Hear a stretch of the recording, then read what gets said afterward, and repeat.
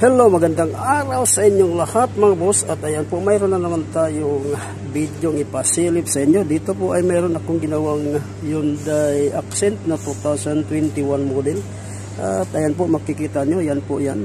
At ang gagawin ko lang naman dito ay magpalit ako ng USB port.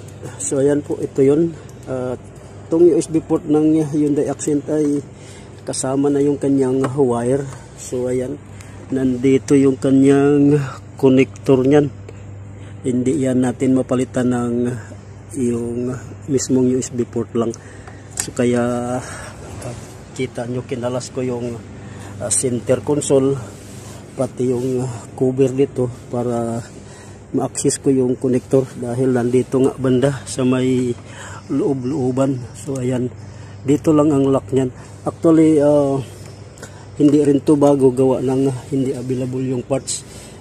Ginawa dito ay kinuha ko lang din to sa kasing model, kahit luma na ay pinatransfer lang dito, gawa ng wala nga yung bago, hindi available.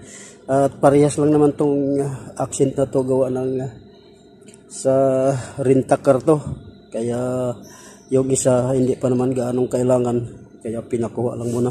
Ayan nga pala yung isa, ayan puti, yun yung kinuhanan ko nitong USB port, kasama na yung wire. So ayan po, at kinakailangang kakalasin yung cover pa dito sa buong baba, pero pwede namang dukutin na lang sana dito, pero sa akin kasi mas komportable pagka nakikita ko yung connector mismo yan sa loob.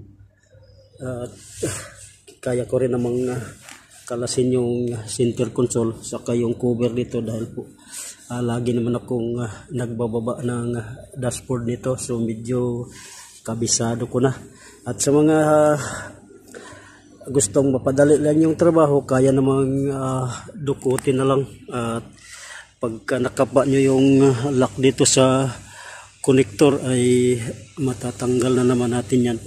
Ito lang yan pagka finish natin to ay mahuhugot na natin yan. Yan, katulad yan. Ayan tanggal na siya. Yan po yung kanyang connector. So ayan po, ito lang po muna yung ating update sa araw to, at maraming salamat ulit sa patuloy niyong suporta at panonood. Hanggang sa sunod pa nating mga gagawing mga video.